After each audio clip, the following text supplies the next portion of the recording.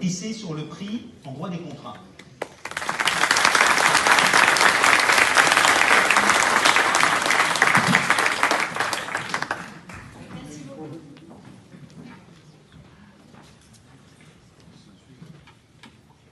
Quel est le point commun entre l'achat d'une baguette, une nouvelle coupe de cheveux chez le coiffeur et la location d'un appartement?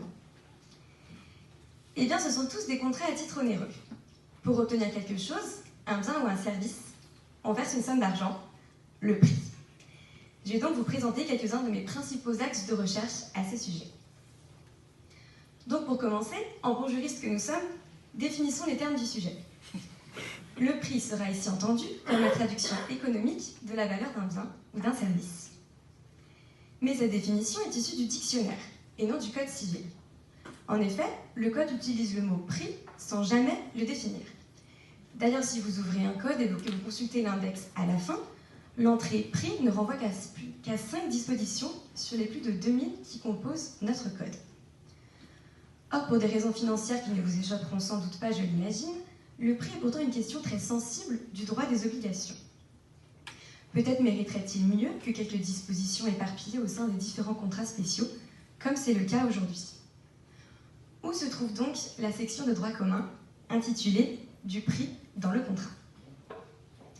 Alors oui, vous pourriez me dire que l'ordonnance du 10 février 2016 portant notamment réforme du droit des obligations a introduit des dispositions générales explicitement relatives au prix dans la partie de droit commun du Code civil. Alors, petite session de rattrapage pour ceux qui n'ont pas l'immense bonheur d'être civilistes, ces articles admettent par exemple la révision pour imprévision ou la réduction unilatérale du prix par les parties.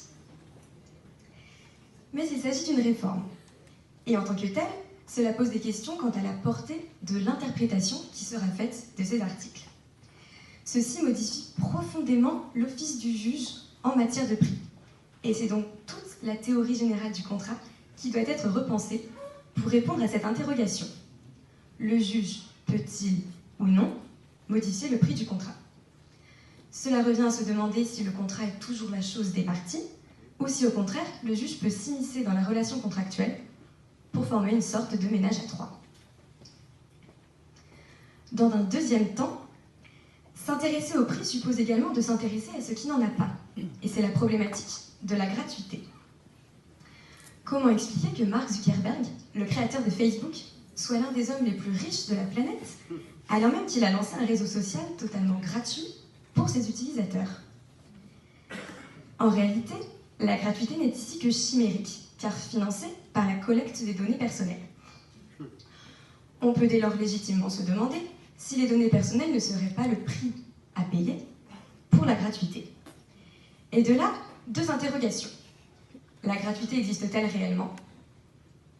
Et le prix à payer est-il toujours un prix en argent?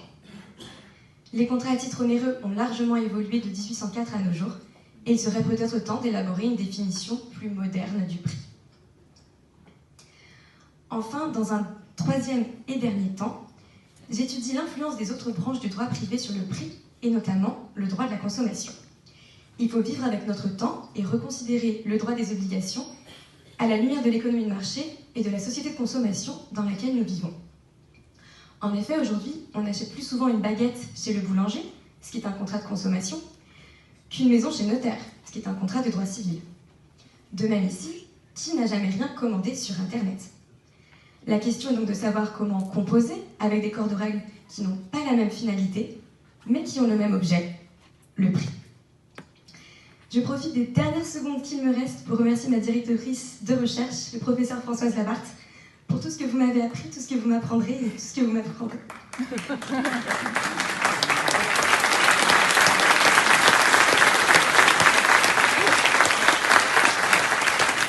Et je tiens également à remercier tous ceux grâce à qui je ne connais pas la solitude de la thèse. Votre amitié n'a pas de prix.